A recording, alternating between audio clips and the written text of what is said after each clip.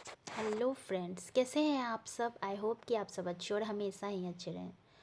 तो today's our next topic is case means कारक। हिंदी में भी हमने पढ़ा है ना, तो ये हमें केस पढ़ना है जो कि नाउन का ही पार्ट है। एक नाउन हम लोग पढ़ रहे हैं तो जिसमें जेंडर ऑफ नाउन भी समझ लिए हैं, नंबर ऑफ नाउन भी समझ लिए हैं। ये सब नाउन ही के अंतर्गत है। जब तक आप ये सब चीज़ों को नहीं क्लियर करेंगे तब तक आपको अच्छी तरीके से समझ नहीं आएगा।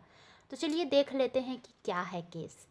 Case shows a nouns and a pronouns relationship with the other word in a sentence। जब भी कोई एक वाक्य होता है तो उसमें ये रिश्ते को दिखाता है, यानी कि इसका रिश्ता दिखाता है किसके साथ, नाउन के साथ या प्रोनाउन के साथ। जैसे आप आगे देख लो कि किस तरीके से दिखाता है, उसे हम समझेंगे। पहले आप ये समझ लो कि इसके भेद कितने हैं। तो मुख्यतः इसके 3 भेद हैं। पहला नॉमिनेटिव केस, जिसे हम कर्ता कारक कहते हैं, कर्ता यानी करने वाला। ऑब्जेक्टिव है दूसरा, ऑब्जेक्टिव केस यानी कर्म कारक, जिस पर पड़े, जो कर्म है मतलब जिस पर पड़े, तो वो जो कर्ता काम करता है तो क्या करता है, किस पे पड़ रहा है, तो वो कर्म कारक कहलाए। और तीसरा है पजेसिव केस यानी संबंध कारक। पजेसिव का मतलब ही होता है अधिकार जताना, तो इसे हम संबंध कारक भी कहते हैं, जो संबंध बताता है। या पजेशन का मतलब अधिकार भी होता है। तो चलिए नॉमिनेटिव केस के बारे में जान लेते हैं। जब कोई नाउन किसी क्रिया के कर्ता के रूप में प्रयुक्त होता है तो यह कहा जाता है कि वह नाउन नॉमिनेटिव केस में है।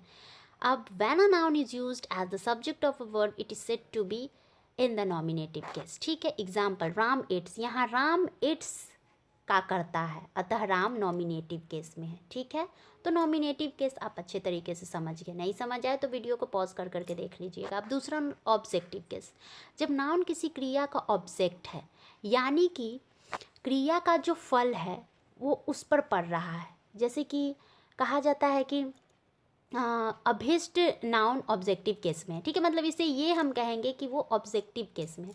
तो when a noun is said to be in the object of a verb, it is said to be in the objective case. Example Ram it's a mango, यानी कि राम एक आम खाता है। यहाँ मैंगो जो है वो इट्स का ऑब्जेक्ट है, अतः मैंगो इस वाक्य में ऑब्जेक्टिव केस में है। ठीक है, नोट, साधारणतः जब हम क्रिया के साथ क्या या किसको यानी व्हाट या हुम लगाकर प्रश्न करते हैं तो जवाब क्या आता है, वह ऑब्जेक्ट ही कहलाता है। जैसे ऊपर के वाक्य में क्रिया के साथ क्रमशः क्या तथा किसको लगावे। जैसे कि राम क्या खाता है, तो मैंगो हमारा ऑब्जेक्ट है, यानी कि राम आम खाता है। तो यहाँ जो हमने क्या लगाया, तो क्या खाता है यानी कि मैंगो खाता है, तो मैंगो ही हमारा ऑब्जेक्ट है। तो यह ऑब्जेक्ट ही ऑब्जेक्टिव केस कहलाया, यानी ऑब्जेक्टिव केस में रहता है। ठीक है, तो इस तरीके से आप समझ गए ना कि नॉमिनेटिव केस किसे कहते हैं, ऑब्जेक्टिव केस किसे कहते हैं। ऑब्जेक्टिव यानी हो गया कर्म कारक, और नॉमिनेटिव यानी करता यानी करने वाला, और कर्म जिस पर पड़ रहा है। अब जैसे कि मैंगो हमारा ऑब्जेक्ट हो गया ना, यानी इसी पर पड़ रहा है, यानी वो आम खा रहा है।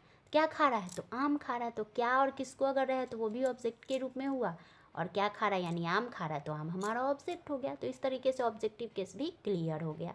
अब लास्ट हमारा पजेसिव केस, जब नाउन का रूप इस प्रकार हो कि उससे अधिकार या संबंध का भाव प्रकट हो, तो यह कहा जाता है कि उक्त नाउन हमारा पजेसिव केस में है।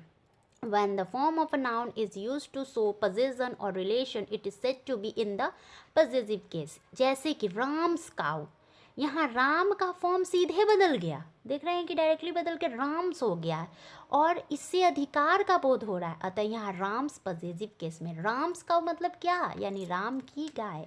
मोहन्स कार यानी मोहन की कार। इस तरीके से हमें समझ में आ गया।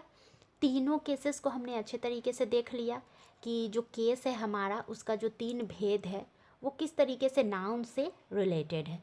तो जब नाउन हम पढ़ते हैं तो हमें जेंडर, नंबर, केस ये सब जानना ज़रूरी होता है। तो चलिए हमने ये भी टॉपिक नाउन का क्लियर कर लिया। ये हमारा लगभग लास्ट ही टॉपिक था जिसे हमने अच्छी तरीके से देख लिया। अगर आपको दिक्कत हो तो आप वीडियो को पॉज करके रिपीट करके अच्छे से देख लीजिएगा, समझ लीजिएगा। कोई डाउट या क्वेरीज हो तो आप कमेंट बॉक्स में कमेंट करके ज़रूर बताइएगा। आप लोग वीडियो देखते नहीं हैं, देखिएगा तभी तो समझ आएगा। अगर कुछ आपको रेक्टिफिकेशन की ज़रूरत है, आपको लगता है कि नहीं इसमें लिमिटेशन है, तो आप मुझे बताएं।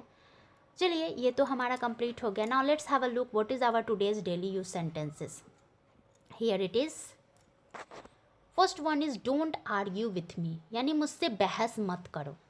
जब भी कोई अगर ज़्यादा बहस कर रहा हो आपसे तो आप डायरेक्ट उसे बोल दीजिए कि मुझसे बहस मत करो, यानी डोंट आर्ग्यू विथ मी। दूसरा, डोंट शो टैंट्रम्स, नखरे मत दिखाओ।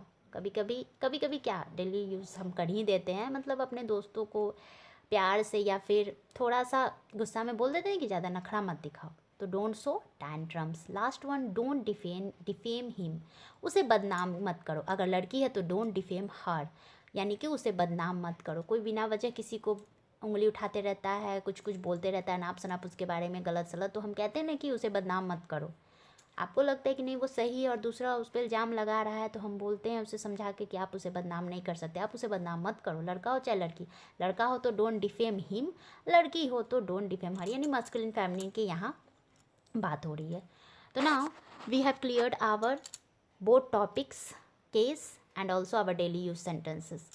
तो thanks for watching my dear friends. अगर आपको वीडियो पसंद आया हो तो शेयर करना मत भूलिएगा। जितना ज़्यादा शेयर करिएगा उतना आपको भी फ़ायदा होगा, हमें भी फ़ायदा होगा।